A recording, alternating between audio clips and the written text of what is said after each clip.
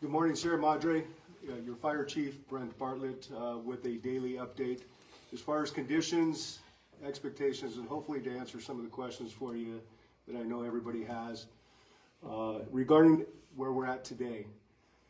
Currently, the fire, as you can tell, we don't see flames in the mountains behind us.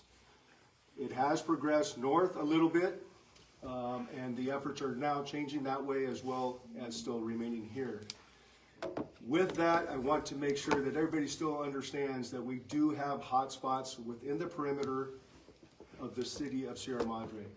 We are working extremely hard to make sure that those are extinguished and that they are cold before we can make the assessment to make sure that we get the rest of our residents into the community. We truly want to make sure that it is safe. I can't stress that enough. Once it is safe to come back in, we will make sure that you can get back to your homes. We are also, at the same time, concurrently conducting preliminary damage assessments. There are crews in here to take a look at the damage and to give us those assessments. So in coordination with those crews and the firefighting activities, we still have some work to do. We will be doing daily assessments to evaluate the evacuation zones. I know it's extremely important that we get this place back to normal as much as possible and get you back to your homes. I'm vying to you that I am working extremely hard on making sure that happens. Continuously stand by for any particular changes in the evacuation zones. And I know this isn't going to be a popular vote with everybody, but currently, as of today, the zones will remain the same as you see them currently. No changes. I know there's been a lot of questions on the rationale of why we put Grandview Avenue as a line of demarcation. For lack of simple terms, that is where we start our very high fire hazard severity zone. And that is where we saw the most activity, and that is where we really need to get to take a look to see where we have any potential issues still before we let people in. I remind everybody we are anticipating a second wind event, a potential second wind event, coming as early as tomorrow, Monday, and through Tuesday. That is really going to help us take a look at how secure the hotspots are. I'm hoping we get good work in there before the wind events so that's a non-issue. Our city started completely cold. There was no fire anywhere. You saw how quickly it moved with the wind. My concern is any hotspots within the city with another wind event could be even more devastating than we just saw. Please entrust that I am doing my best along with my crews to get you back. Secondly, I just want to thank everybody once again. This was a complete success as far as we have our city left. We do have losses. We're validating those, but it was a team effort. I thank you very much for listening to the evacuation orders, making it safe for crews to come in and do their work. Preliminarily, I know we have some questions. Overall, our city looks good. When you return, I'm hoping that you're surprised. I know I've got some feedback that people are worried that it's gone. I can assure you it's not gone. The canyon, remarkable, looks excellent. Again, we were validating any potential losses in there, but overall, the town looks good. That'll be the end of my report for today.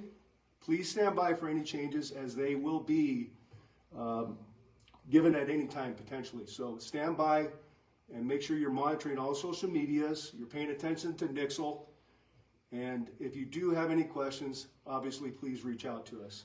Thank you so much, and again, we're working hard to get you back. Thank you.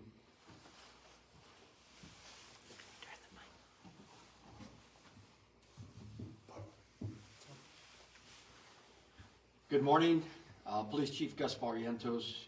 I'm going to provide you an update from the law enforcement side. I want to begin by acknowledging the stress and uncertainty our community is facing during this challenging time.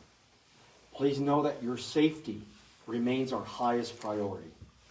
To further protect our residents and support firefighting operations, the city has implemented a mandatory curfew from 6 p.m. to 6 a.m. in all areas under evacuation orders, north of Grandview. This measure is necessary to ensure the safety of both our residents and first responders, as well as to prevent any criminal activity. As regional agencies begin recalling their officers to their jurisdictions, we have been working closely with state and federal partners to maintain robust security. To that end, National Guard units have been deployed in our city to assist in the evacuated areas.